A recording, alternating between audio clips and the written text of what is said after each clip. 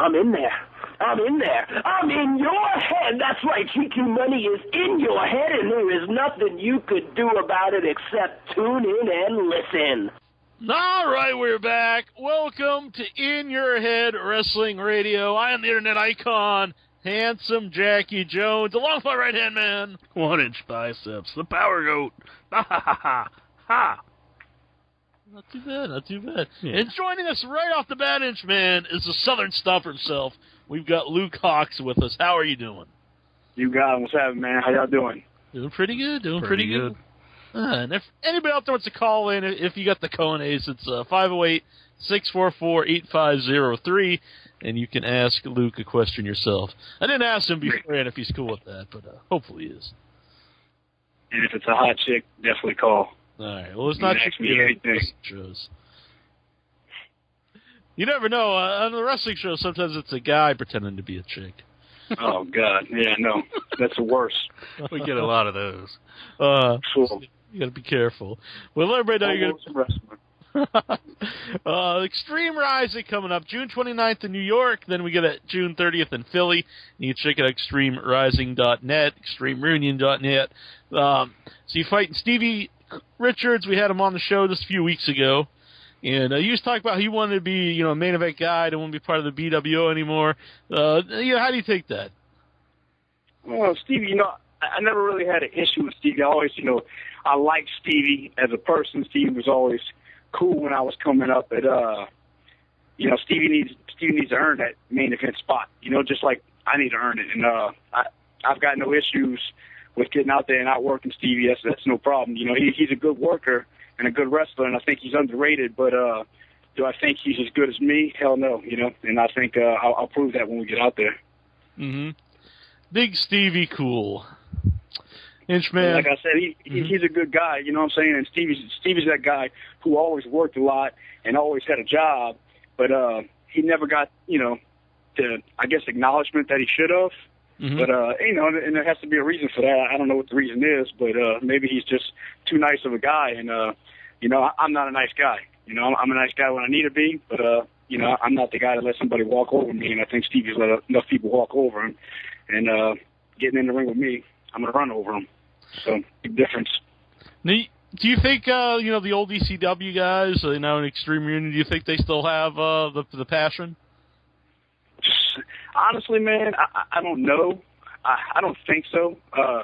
And I don't care. I think most of them were there for the paydays. And it was a bunch of junk to me, especially guys like Shane, and, a lot of people think that me and Shane's thing is a work or an angle, but I really dislike Shane, and it's been that way for a long time, ever since Steven back where it actually started at XPW. And, these guys, they pissed their careers away, they pissed money away, they pissed on people, and, people who supported them, and, the Extreme Reunion was a prime example. I would never take a booking if I wasn't in shape. I would never be that guy to get out there and go, oh, yeah, you got this going on, let me come get a payday. If I wasn't ready, I wouldn't take a booking. That's just how it is. You don't tell somebody you're a fireman if you can't put out a fire, Yeah. No, there was a lot of talk about the last show. I mean, I watched it. I actually thought there was a lot of good stuff on there, and obviously the one I saw was edited on the iPay-per-view. But overall, what did you think of it? I think it was a bunch of crap, man, and mostly I think because Shane had his hands in on it. I think if you sit back and let the other guys book the show that are involved, like they did on this show, they'll get a much better product out of it, and you can just prove that from the card. Hopefully they draw as well this show now. Hopefully the fans show that support. A lot of people bashed me about the things I was saying on the first show, and I was just speaking my heart, man, speaking the truth. And I was saying, look, Shane's this, Shane's that, this guy's this guy's that, and people were like, oh, this guy's an arrogant punk. What has he done? Who is he? Where's he been? And the difference is, I can't call it like I see it. You're going to get mad at me because I'm telling you, what I believe, and then they get out there and everything I said happened to come true like I knew it would. And then people were like, oh, man, well, this guy was right. Luke was right. We should have listened to Luke. And then there's still some, naysayers who are going, oh, screw that guy. But it is what it is, man. I just don't think, like I said, I wouldn't take a booking if I couldn't deliver. And, you know, you had guys out there like Jerry Lynn and Crowbar who wanted to deliver to the crowd and went out there and busted their ass to make up for, you know, Shane Douglas thinking it's 1998 and he's the heavyweight champion of the world, 1997, 96, whatever you want to call it. And he looked like, he looked like a fat cow. He should have never been out there, you know? Now, he said that he's not going to get in the ring anymore. Do you think that's true? Thank God. Thank God. I hope not. I mean, here's the thing, you know, with Shane's trying to run a promotion, but all Shane's ever did was run his mouth. When has he delivered? You know, he delivered when ECW gave him the push, but after that, what's he done? You know? Mm-hmm. He went and sucked XTW dry, and then, you know, he complains about TNA, he complains about WWE. Dude, how long are you going to say the same stuff? How are you going to sit here and bash the #1 product in the world? How are you going to bash WWE over and over again just because you're bitter and don't have a job? I guarantee you, Vince McMahon called him tomorrow and says, Shane, let's bury the heat. Or, hey, you know, Vince is that kind of guy. Vince is a guy who never really held a grudge with people. And if he did, look, he brought Eric Bischoff in, right? Mm-hmm. You know? And gave Eric Bischoff a job. I guarantee you, if he calls Shane and says, Shane, I want you to come up here, Shane would be on his knees crawling to get up there. Oh. So, go ahead. I was just saying, I mean, if that was his last match, you don't think he'd want to come back and, like, you know, do one more match at some point in time to go out, like, you know, people have better memories? I think he does. I think now that I hope he's smart enough not to do it on these cards, you know. I mean, I'm sure he's going to go take his, you know, indie booking somewhere, but I hope he's smart enough not to do it on these cards where the fans are going to eat him alive. Mm-hmm. So, I mean, he's just not. You want to have another match? I tell you what, go get in shape. Go get in shape. Kevin Sullivan did a run-in. Kevin Sullivan's in his 60s. Kevin Sullivan looked better than half the card. You know? Mm-hmm. It's crazy. Same body style. Were you surprised that he didn't get a bigger reaction? You think the crowd just didn't know Kevin Sullivan was when he took the mask off? Because to me, that's a huge deal. I mean, it's Kevin Sullivan. Yeah, it is. Kevin Sullivan's the only guy to beat Vince in the ratings. The only guy to beat Vince in the ratings in booking-wise, you know? Mm-hmm. And Sullivan's he's a huge guy in our business. He's been around a long time. A smart guy. But it is what it is. I don't know why people didn't pop or why he didn't get the reaction he deserved. But, I mean, it's also Philly. And at the same time, Kevin Sullivan hasn't been on TV in a long time. So a lot of people might not know who he is. A lot of people might not have realized it was him, you know. And the fans that night, it was a weird crowd. And there's no really way to explain it other than it was a weird crowd. You didn't know what to expect. Yeah. Now, if Shane would come back, does come back in the ring at some point in time, would you have any interest in getting in the ring with him? Here's the thing. I love to kick Shane's ass, and that's no BS. I would love to kick his ass. I've got no interest in wrestling Shane Douglas, none whatsoever. And the reason why is, if he was in shape, yeah. But what am I going to go in there and do with that turd? What am I going to do? You know what I'm saying? This dude threw up in the ring when he was in TNA. You know what I'm saying? Just like, dude, it's an embarrassment. It's an embarrassment to every guy who works hard to get there, and it's an ego thing. He had to put himself in the main event because of his ego. It's like, come on, man. And you know, Shane doesn't like me. Shane doesn't want me on the shows. Obviously, I'm on the shows because of guys like Kevin Kleinrock and a couple other guys who are helping run the show. They wanted me there because of my history with Shane and because I keep it real. I say how I feel. I'm not going to pull any punches just to please somebody. And I think wrestling needs more of that, man. But the thing is, you can't just be a nobody, you know, pulling, you know, throwing out lines. You have to be somebody who can actually deliver, and I think that's why they came to me, because I can deliver. And Shane definitely can't deliver. Mm-hmm. You mentioned Kevin Kleinrock there, and I just want to know, what do you think Extreme Rising offers guys like yourself that some of the other independent promotions don't? It gets a lot of buzz. It's got a lot of buzz. It is good to get in the ring with guys like Stevie, guys like Jerry Lynn, the guys who've been around and who can go and who actually respect the business. It's good for younger guys. It's going to bring. I haven't been up to Philly in a few years. Last time I was up in Philly was for PW, which was years ago. So it's good to work in front of a crowd that might not realize who I am or know who I am or maybe never even seen me before or heard of me. So it's good for me. And now they see me and they see, or they might have seen me, 10 years ago when I was Altar Boy Luke and I was 140 pounds, and now they see me at 215 and like, God damn, this kid, that's the same guy. You know, he's jacked up. He looks like $1 million.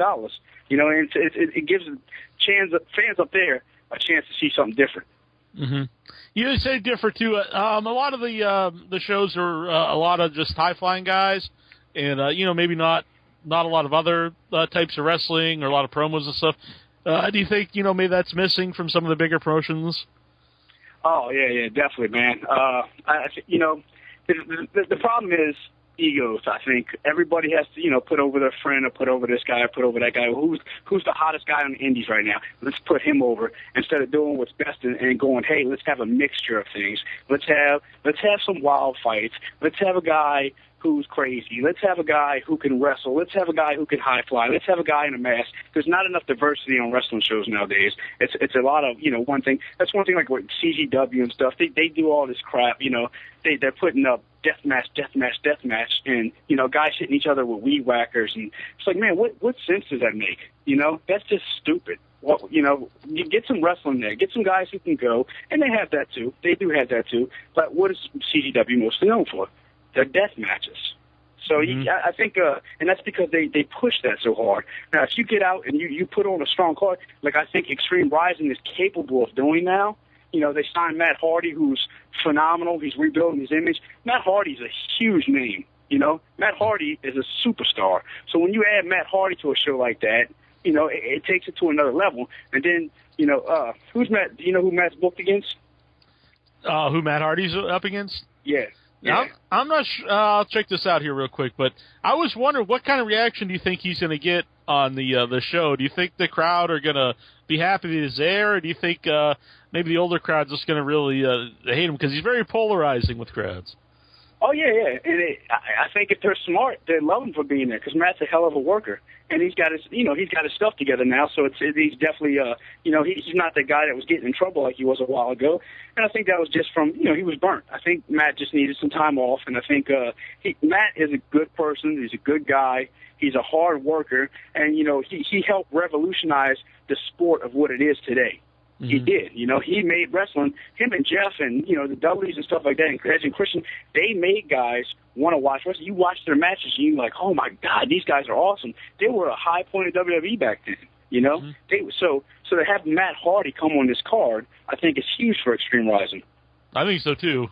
Jerry Lynn, which I think is going to be an awesome match. Exactly. Jerry Lynn and Matt Hardy. I mean, need you say more, you know? Two top guys on the scene, two top guys that have been around a long time who are actually obviously really, really good workers. So, I mean, that's a match, you know, I'd want to sit in the front row for and watch. Let's see here. We do have someone a couple people online. He's calling in from New Orleans. We got El Santo Loco on the line. What's up, Luke Hawk? Represent. What's happening, man? How you doing, bro? What? Doing good, bro. Well, look, man, I got to give you some props, bro. With your school down here, the only real wrestling school down here, down south of New Orleans. And then you're having your great shows, too, man. Wildcat Promotions, bro. I tell you, yeah, we're trying to do it, man. We got our big show Friday night, so out in Harahan, and you know, the floor sold out in 4 days, so I'm really excited about that. And I think we're gonna, you know, us moving to the bigger venue, moving to Harahan is gonna be a really good thing for us. Right, man. I can't wait, man. That's gonna be great, bro. I would just want to give you the props, bro, for all that, man. And I hope you show when you go up there. I hope you show them Yankees out there how we do it down here in the dirty South, man. You know what I'm saying? I'm going to slap some heat down the throat. I'm That's definitely going to do that. Bro. That's right, man. But just giving you the props, bro, and dude, I know you're my son's alumni with you at Riverdale. I met you. I got to tell you, I know I met you, bro. You're a good dude, bro. I got to tell you, bro. And, dude, I give you props. You got to give me props, too, bro, for Santo Loco for these Pringles here, bro. Mad props, brother. I appreciate the support. We need all the support we can get, baby. So, that's right, man. If you roll with us, your family. I know, bro. Well, good luck out there, bro. When you go out there, bro, and when you meet that Stevie Richards, bro, you show them how to do it, man. I know you will. And, bro, good luck this Friday, too, man. I hope to be there. Thank you, my brother. Thank you, my All brother. right, man. Appreciate it. And tell them gringos what's up. And tell them Santa Loco gonna be there to have my own show in that show. Santa Loco is running it. That's right, gringos. Tell them, Viva tu cabeza and Viva Wildcat Promotions. Adios. Peace. See you, Santa. Couldn't have said it better myself. like Konnan interrupted the show or something. Yeah. What's going on there?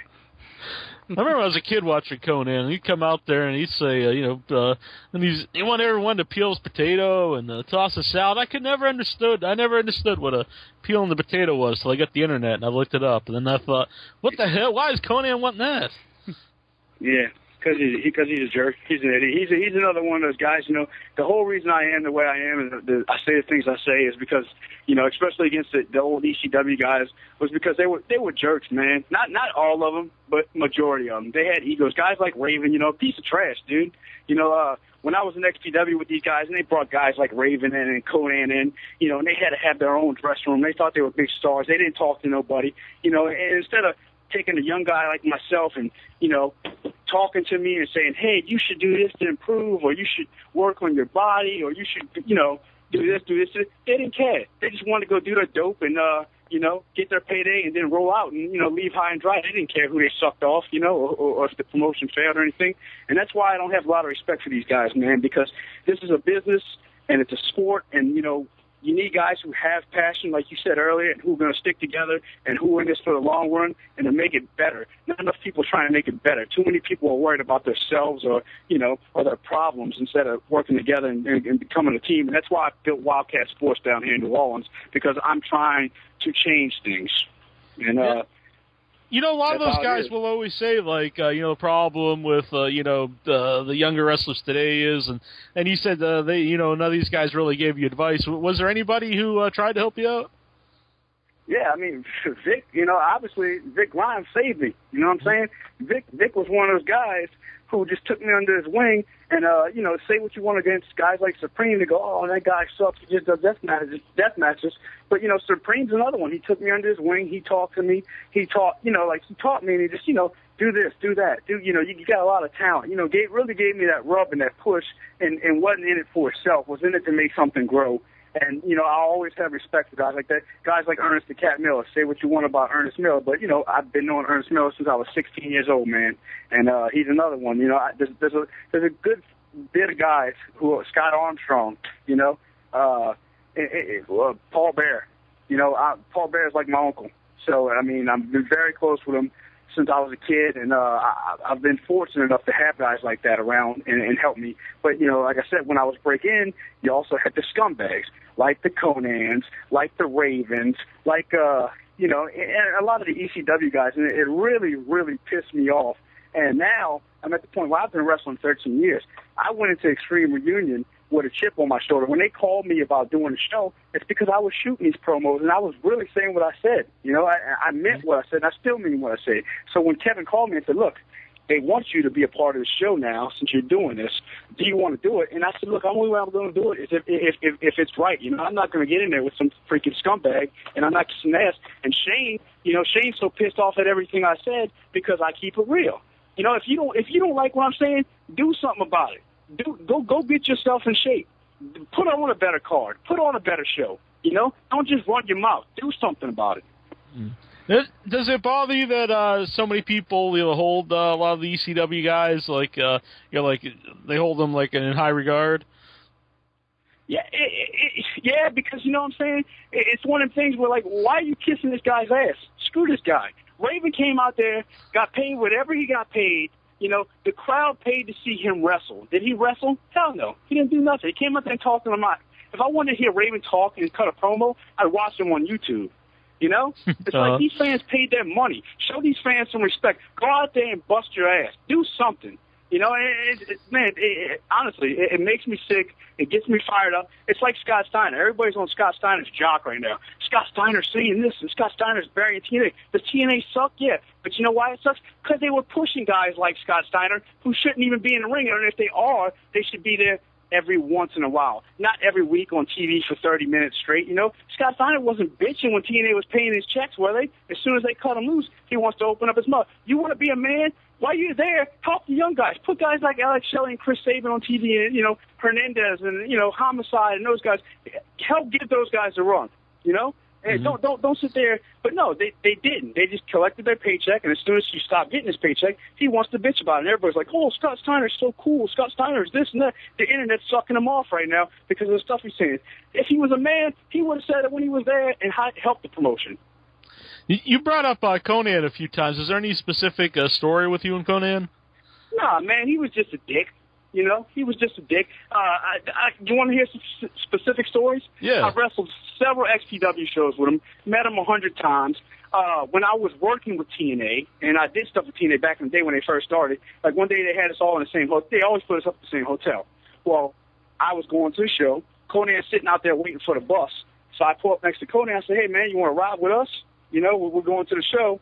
He looks at me like I'm an idiot. And he said something stupid, so I just pulled off. And then when I got to the show, you know, I was like, you know what? I'm going to ask him why he's a dick. What happened? You know, what's his problem?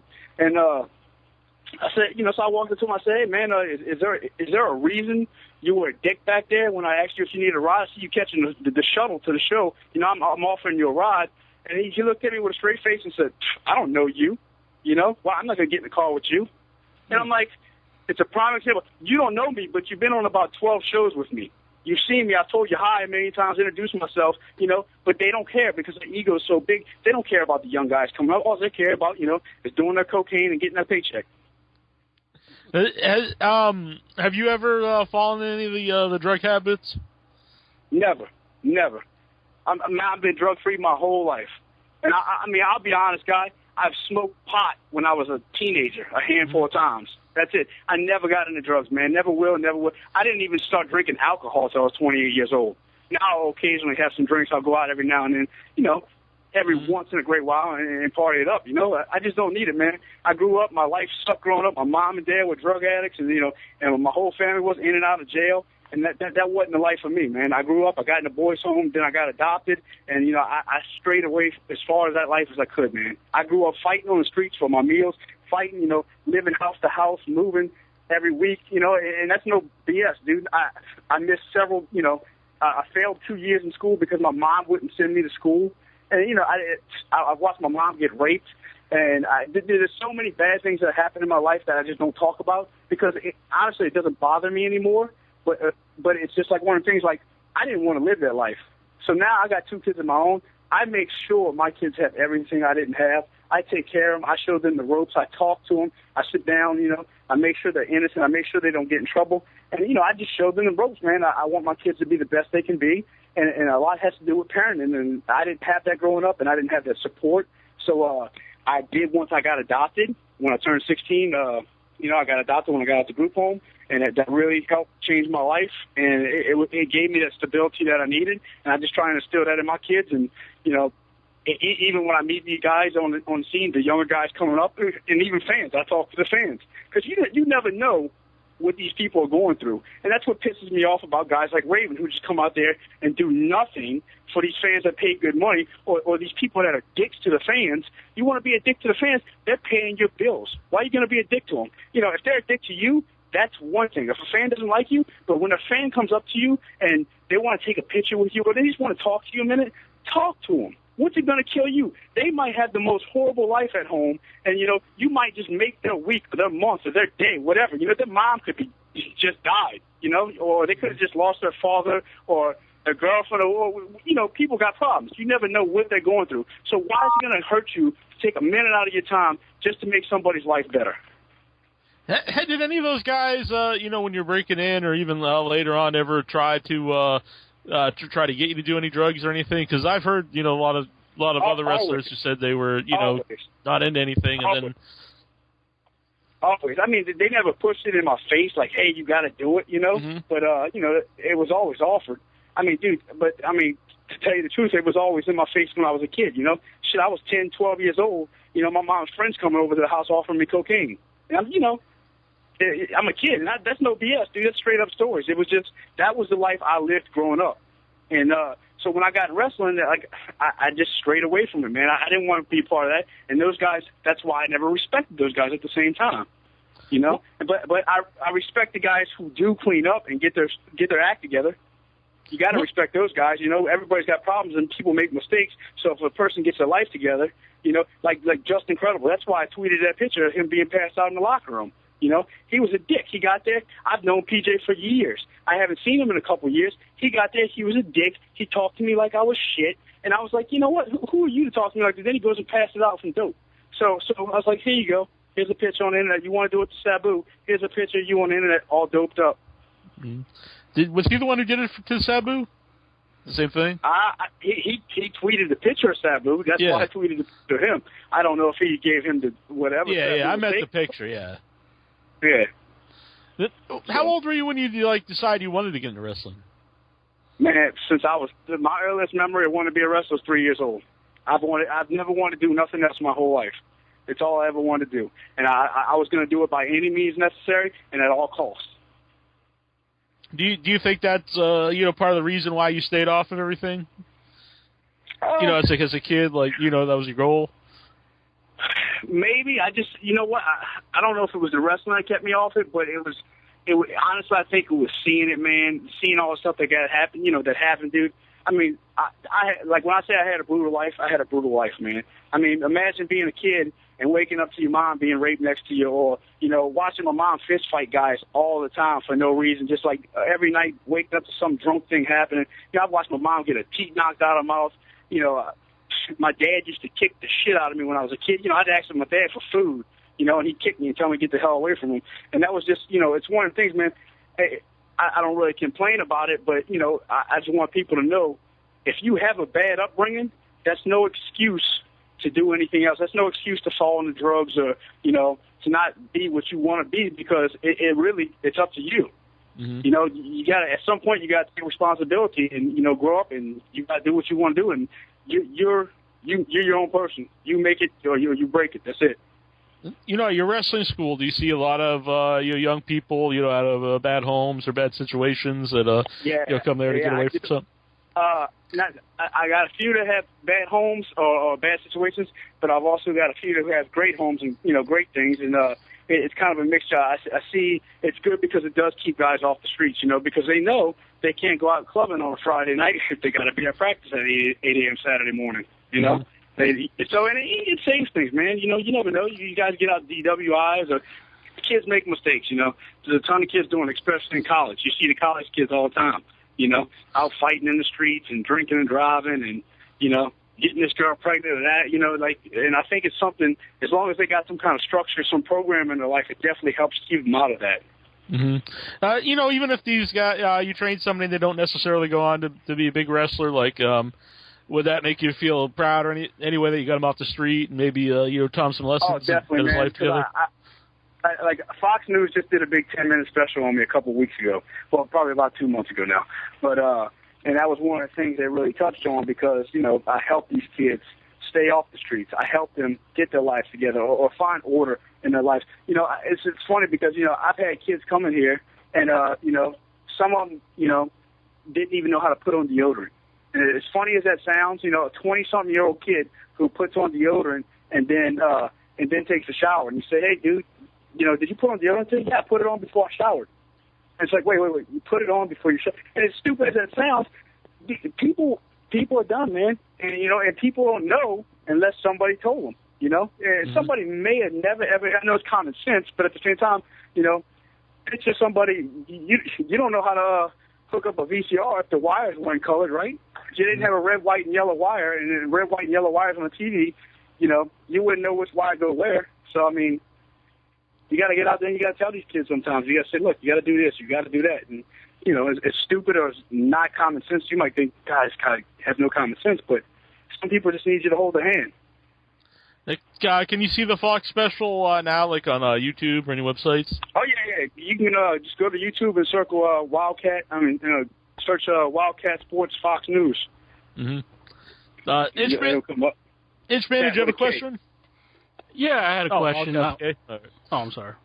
We'll put it up on the website. I'll link to the YouTube video so everybody can check it out. Inchman?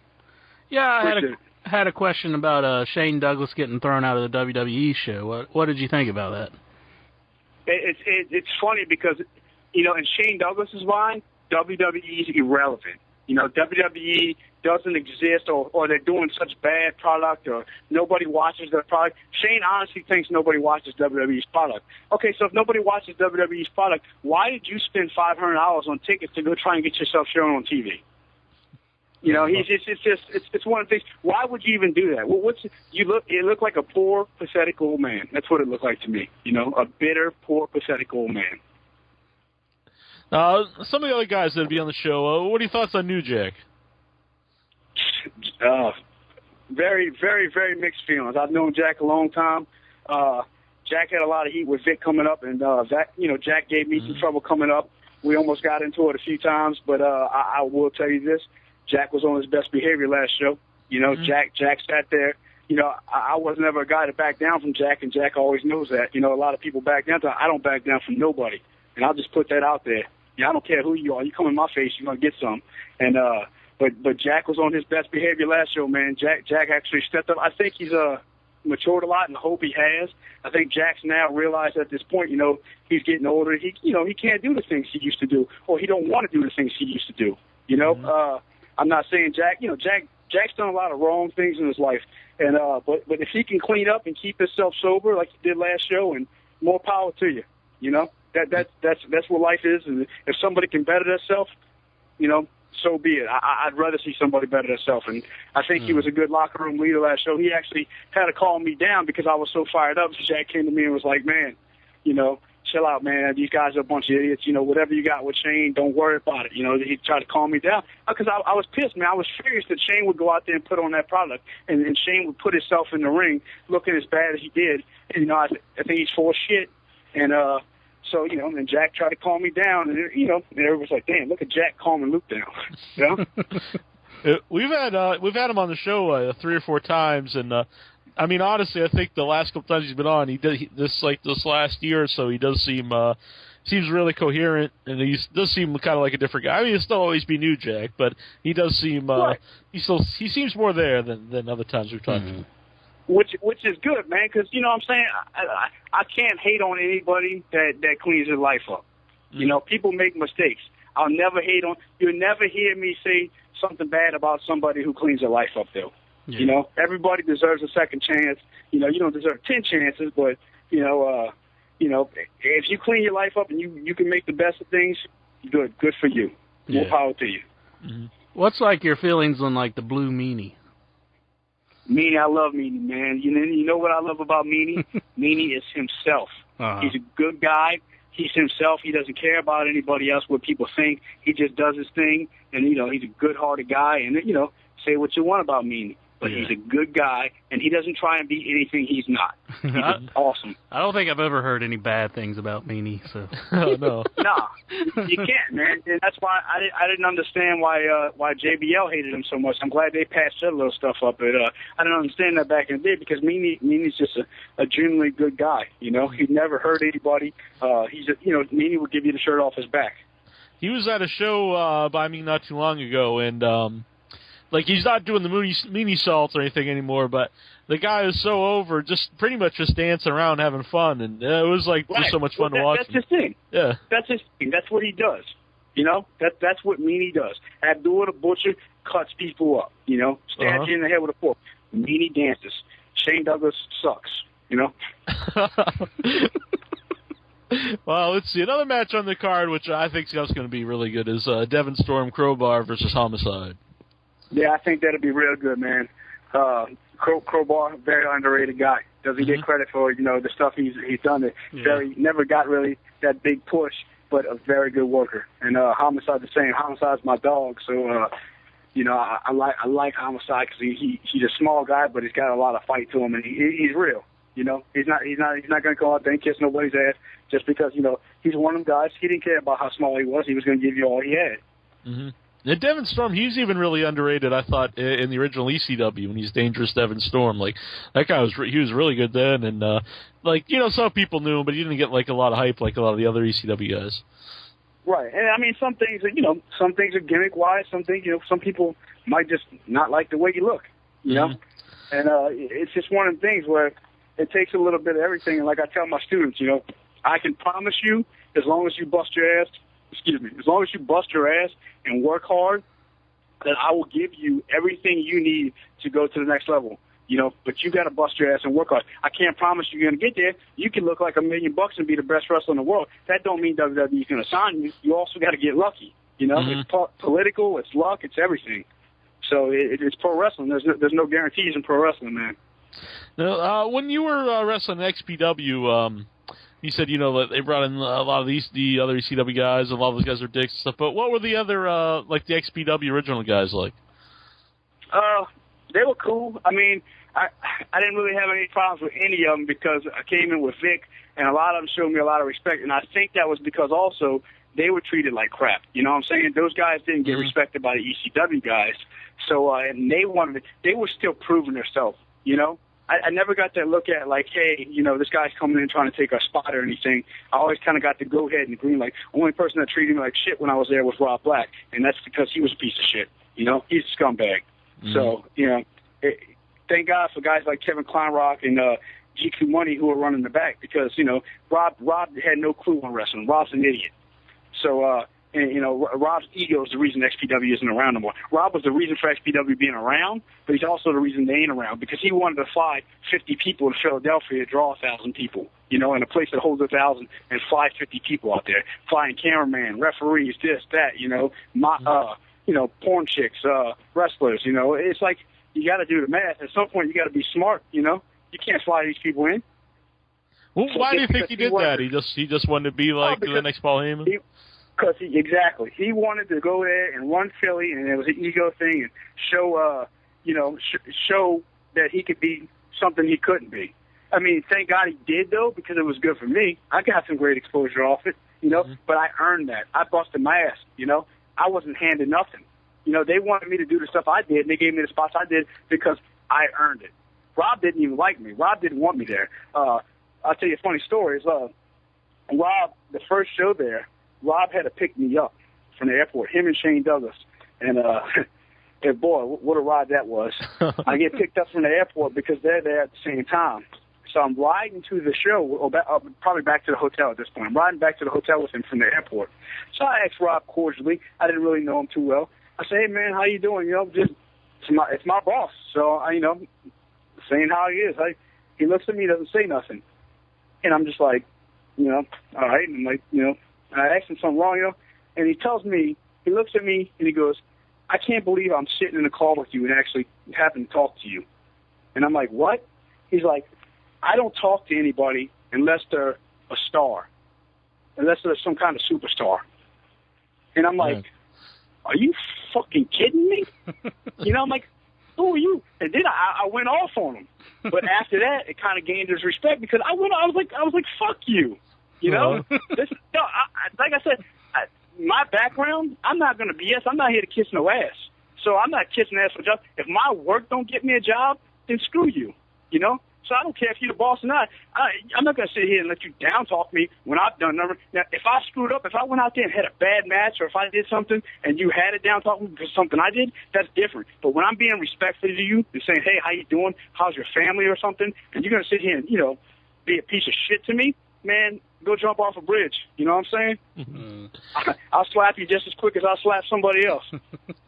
Do you think being an XPW ever hurt you afterwards, though? Because I've always thought some of the guys who I thought were really talented kind of didn't get chances some other places because they were associated with XPW. It did and it didn't. I don't think it did. It did when I went to, like, CZW because they brought me in because I was from XPW, but I was treated like an outsider from Zandig. He didn't want to put me over. He brought me in and buried me right away, and then but at the same time, it helped me get recognized, so it was kind of a win-lose situation. But once people booked me, then they realized, man, hey, this guy's a good guy, or he's a hard worker, or he's a cool guy, or he's straight. My biggest thing is being straightforward. And, I think too many people lie and bullshit, and I don't do it. So You know, people like that about me. Some people hate it because, you know, some people don't like the truth. The truth hurts. If something sucks, I'm going to go, hey, man, that sucked. I'm not going to tell you, hey, good job when it sucked, because you're not going to get any better that way. You know, I'll say, look, you need to do this, you need to do that. Some people go, who the hell are you? Why should I care? But, you know, it is what it is. But I think it's a little both. I can tell you this, I am the only guy from, nobody from XPW has done anything remotely close to the stuff I've done. Mm. You know? And anybody who's worked for WWE from XPW is because I got in those spots, you know, which is Chaos. You know, there's the only other guy, I think, from XPW who's worked in any WWE spots, you know. Mm-hmm. And then Scorpio Sky, who was, you know, briefly in XPW, but, you know, he's a hard worker. I'm not saying he wouldn't have got anything anyway, but, you know, there's times those guys got booked by WWE. It was because of me. Yeah. Well, what's your connection with WWE? I always had a really good working relationship with them, man.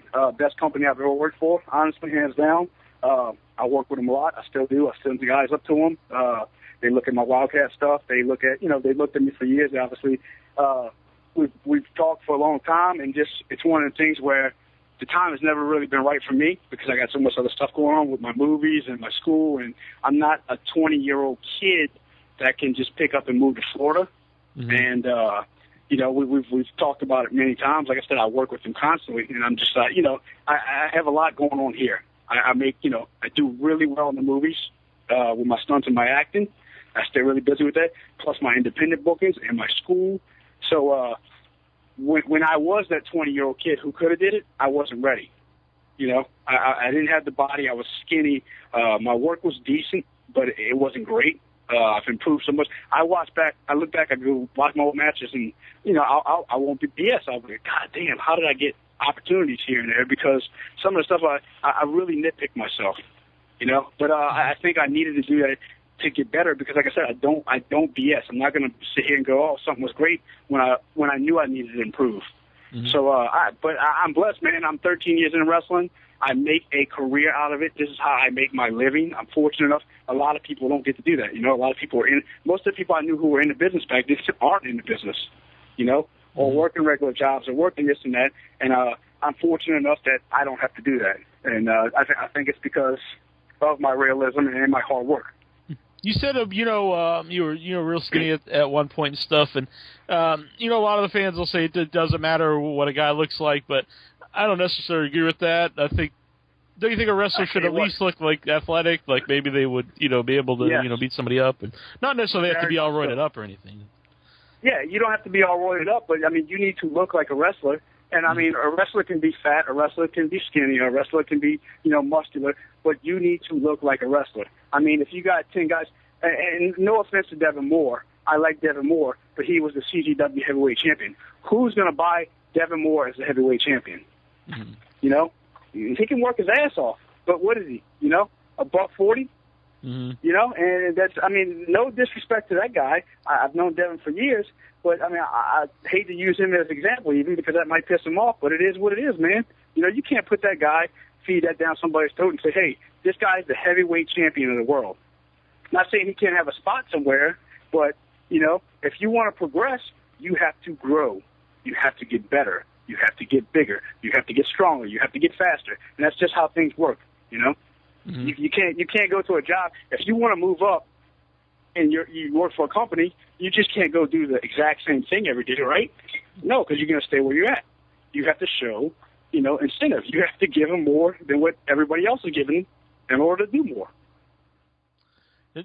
You know, earlier you brought up about your movies, and you want to let everybody know, like, how you went from, you know, how you even got involved in doing stunts and movies? Yeah, it's a funny story. It goes back to everything I preach, man. We had WSX. And at the time, Vampiro was one of the backstage leaders at WSX. Well, I did not like Vampiro at all because of the XPW stuff. He was a guy, you know, an egotistical guy in XPW. And as soon as WXS come around, I was like, shit, this guy's running the locker room. He's a scumbag. You know, and that's what I thought. So when I seen him first day we all got out there, I pulled him aside and I said, look, you know, I don't think anything of you. I think you're a scumbag. You know, you were a jerk then. You know, you never had the time of day and this and that. And you had to have your own locker room, just like a lot of the guys. You know, a lot of the big wigs that came in. and didn't give us, or at least didn't give me and a bunch of other guys the time of day, and I said, look, hey, if you want to earn, I think you need to earn my respect as much as I need to earn your respect, and he said, Vamp looked me in my eye, and he said, you know what? I've never had someone come at me like that, and, that's probably one of the best things I've ever heard in my life. And he told, and after that, me and Vamp became like brothers, became cool as day. He pointed me out as a locker room leader there. He just appreciated how I came at him. And then towards the end of the shoot, he had some people there that he was going to be shooting a movie with. And he said, hey, I'm shooting this movie in Guadalajara. I'd really like you to be in it, man. What you told me hit me so hard, I'd really like you to be a part of this and give you an opportunity. And I said, I appreciate that. And, of course, I took it with a grain of salt because, everything is nothing to it something. So I got excited, but I took it with a grain of salt. A few months later, they called me up, flew me down to Guadalajara, did a little fight and acting role in the movie, and then, just made connections from there. Every time I wrestled in L.A., I had lucha shows in L.A. I'd hook up with some more actors or a producer out there, and everybody's like, dude, you live in New Orleans. That's where all the work's going. New Orleans is going to take over stuff soon. Louisiana's going to be the hottest thing in entertainment soon, which is true. Now we film more movies here than we do anywhere else in the world. Everybody from Hollywood is moving out here now. Louisiana has took over the entertainment industry. And I just happen to be right place, right time, but I've also worked hard. I trained for stunts for 2 years. I went to a stunt camp. They took 25 people in to get looked at. I was the only guy out of 25 people that got accepted. So. Now, I know actually El Santo called in earlier.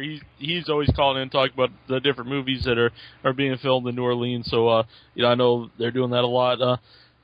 Were you surprised it took off so fast? Because I was looking on your IMDb page and you've been in a ton of films.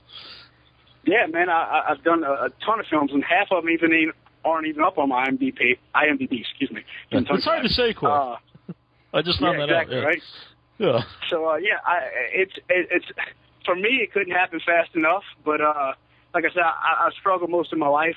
So when I was growing up with the wrestling and stuff, and working 2 jobs and traveling across the country and driving here and there, trying to make ends meet, plus having kids and all that other stuff, and trying to pay my bills, and it couldn't happen fast enough. But now that it's here, I definitely appreciate it. It's definitely an opportunity that I take just as serious as my wrestling, and I love it, man. I've been very fortunate, and it's a blessing. So and I love to keep doing it. Did a lot of your wrestling training, help you out? Obviously, definitely, man. Because I do more stunts than I do acting, and I get some small acting roles too because of the stunts, because they use guys for some of the things. And I tell you what, it's no joke though. You know what I'm saying? And the thing with stunts is when you got to get, take a hit on the ground, 30 times in a row to film it on the concrete, with no pads or anything. If I wasn't as tough as I was from wrestling, I probably wouldn't be able to do it. It's not one of the things you can just go in and do because it's brutal. Mm-hmm. They got them days where you sit back and, I've sat there on set before and made, several grand in a day and did nothing, absolutely nothing. And I've also went out there and, busted my ass and almost killed myself and thought I was going to die by the end of the day, to make pretty much nothing because I was just breaking in. So it definitely it's a roller coaster, but it's a blessing, man. It's a blessing. Do you find a lot of the other stuntmen, do they have kind of the same techniques for protect themselves when they're doing different things as you do as a wrestler?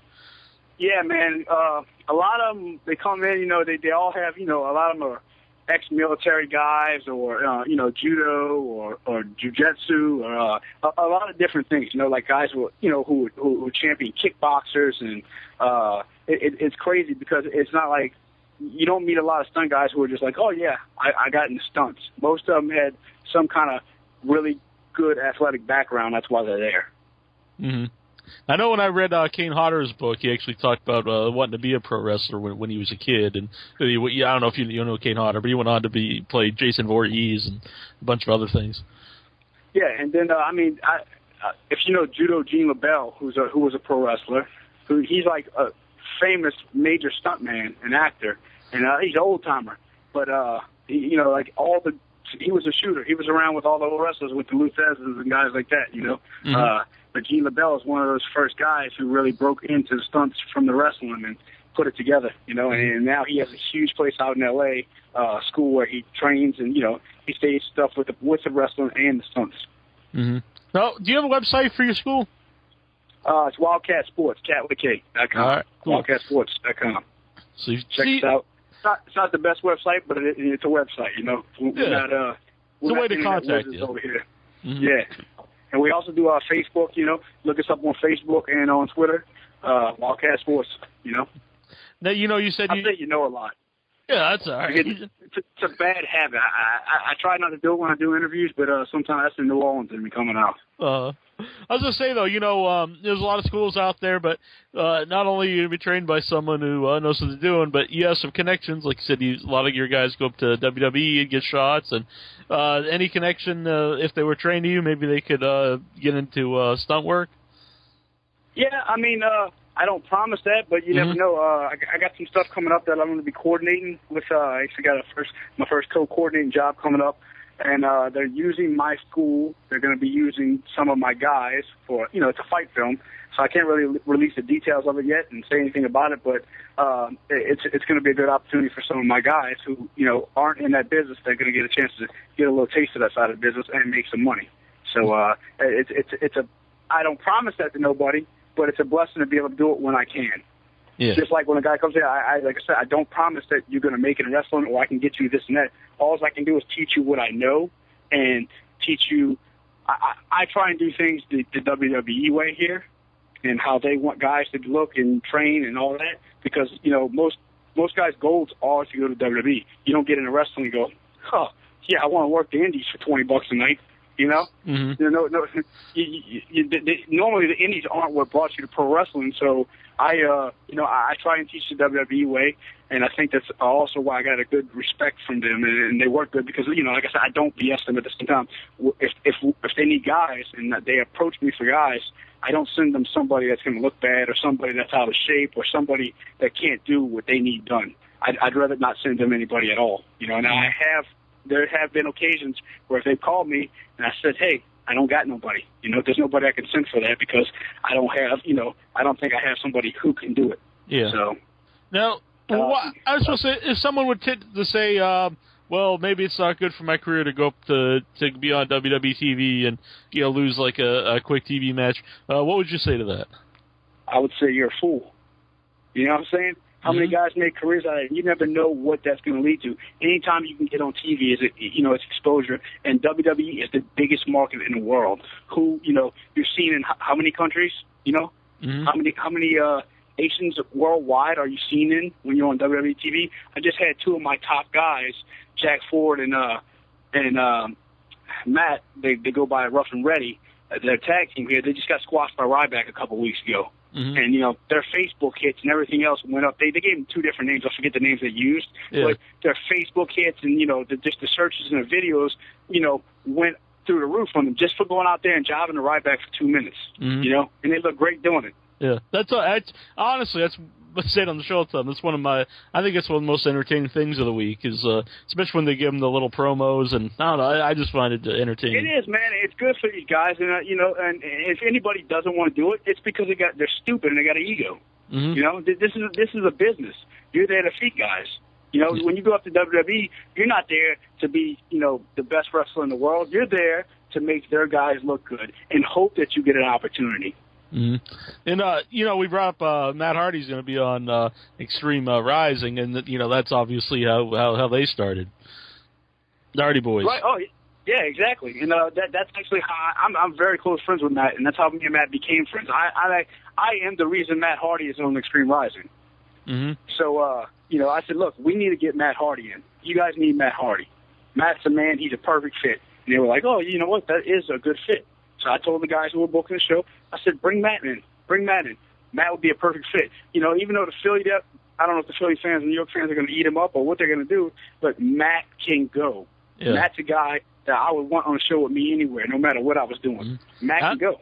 I don't think it matters either. I mean, they'll definitely react to him either way, so I don't think it really matters if they love him or they turn on him. But exactly. I said the same thing when I heard he's on there. I was like, I think that's a perfect guy to be on the show because whether you love him or hate him, everyone talks about him, and he knows how to get his name out there. He's one of the first big guys to really use the internet. And whenever I see him on like an indie show, he's here like it's doing like their best numbers. And not only that, he's going to give you 100%. Oh yeah. And you don't want somebody on your show who's not going to give you 100%. Mm-hmm. That's what really pissed me off about the first show. I wasn't going to go out there and wrestle some jabron who couldn't go, or get in the ring with some ECW idiot who couldn't even stand up straight. Mm-hmm. It's like if I wasn't going to get in the ring with somebody who can go, there's no point in me getting there and getting in front of the fans, because I'm not going to embarrass these guys like that. These guys are paying their hard money to see good matches. So, and like I said, that's why I would want a guy like Matt Hardy on the show. Guys like Jerry Lynn, Crowbar, Homicide, guys who can go. Bottom line. Mm-hmm. Not guys who just want a payday. Mm-hmm. Well, I'm looking forward to it, and I hope it keeps improving. Because I think there's something there. Like you said, it's got a buzz about it. There's a lot of talented guys there. Look, this is how it goes. There's always room for more wrestling. Mm-hmm. Obviously, TNA sucks. They got a lot of talented guys in the contract, but whoever runs it and books it is a fool. If you want to put Hogan on TV, and no offense to Hulk Hogan, or who am I thinking of, Sting or Scott Steiner, these guys, you want to give them 30 minutes, 45 minutes of TV every week when you can have guys like the Alex Shelley, Chris Sabins, Samoa Joes, AJ Styles. AJ's one of the top guys, but I think they underutilize him. They don't use these guys enough. They had Stevie Richards. They underutilized Stevie. What did Stevie do when he was there? They have so many guys, and the bad thing is they screw these guys over on money. Like, these guys are waiting around for months for paychecks. Mm-hmm. It's like ridiculous. But you're going to bring an NFL player in and pay him thousands and thousands of dollars for one appearance, and I guarantee you he gets his check real quick. And I bet you cash he probably gets his check before he even shows up over there. Yeah. They bring in Jersey Shore cast because WWE brought in Jersey Shore, so we got to bring in Jersey Shore, and yet we owe these guys who are busting their ass for us tons of money. Mm-hmm. It's stupid, and it's a slap in the face, and it's a shame because they have all the potential in the world, but they would have to clean house in the office. Yeah. What's weird is none of them amount to anything either. I mean, they'll bring in all these guys that they're paying a fortune to, and the ratings are the same, and I think less people buy the pay-per-views than when it was mostly their own TNA guys. I'm sorry. I was saying, yeah, it's no problem. I was saying none of them really amount to anything either. I mean, they keep bringing in all, and the ratings don't go up, but I think less people buy the pay-per-views than when it was, primarily TNA guys.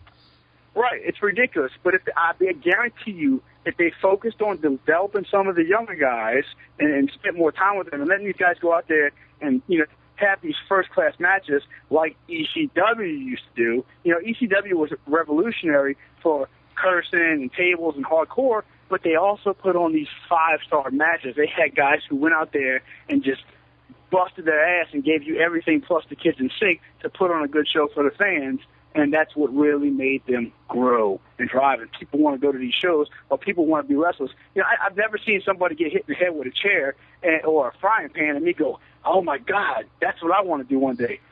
But I did see somebody do some, have a 5-star match, and it was just such a good match of, technical wrestling, high-flying, a little bit of everything, and me go, holy shit, I want to be like that guy. You watch Chris Benoit, no matter what stage in his career, Chris Benoit gave you 100% every time, and you went, oh my God, this guy is so good. He just gives you everything he's got. You watch Jerry Lynn. Whenever you've seen Jerry Lynn just go out there and have just a lazy match, never, because he's not going to disrespect the fans like that. Mm-hmm. It was when we had Stevie on a few weeks ago. I said I think a lot of people just focus on the hardcore aspect of ECW, but I think really what made people love it was you were really emotionally attached to the characters and the company, and I think that's kind of what you could get from the ECW today. And like at TNA, you're not really connected to any of the guys. It's mostly old old WWE guys or old WCW guys. But if you had some people when Samoa Joe was hot, you thought of him oh, this is TNA's guy. I'm really into him. He's the man. But I don't think they really have that anymore. No, they don't. They don't. You know, it's lost so much interest. It sucks. And speaking of Stevie, I know Stevie was on your show and I heard it, and I know Stevie said, you know, I'm trying to be this, I'm trying to be like this Brian Pillman running my mouth. I'm not trying to be like Brian Pillman and running my mouth and being this shoot-style guy. I'm just telling it like it is. I don't think they have enough people that do it because too many people are scared of their position with a company or pissing the wrong person off. Me, look, I'm down to fight at all times. So if somebody's got a problem with me, you know, over something I say, obviously I'm not saying it just to say it. You know, I'm not saying it because it's a lie. If you got a problem with me over something I said, that means you need to fix yourself first. And I'm not saying I'm always 100% right, but, you know, I call it like I see it, and Stevie said I better be worried about my wrestling. He hopes I'm worried about my wrestling as much as I am my mouth. Dude, my wrestling comes first. My wrestling's what got me to the dance. My wrestling's what's going to get me on top of the world, you know, because, like I said, I'm going nothing but straight up from here. And I keep getting better. I get better with age. I work harder. Obviously, I improve my body. And like I said, I don't BS. I'm not going to quit. This is my passion. This is what I love to do. I work hard, and I try to be the best at whatever I do. I'm not going to be beat out by anybody. Bottom line. Mm-hmm. Well, we want to thank you for coming on tonight. And you can see Luke Hawx versus Stevie Richards, June 29th in New York, June 30th in Philly. Check out. He killed Stevie Richards. All right, will be the end of Stevie Richards. Good times. So, thank you for coming on. It's been really good stuff. Yeah, I appreciate it, man. I appreciate it. Sorry if I ramble a little bit, but I do, like I said, I'm very passionate about what I do, and I get fired up.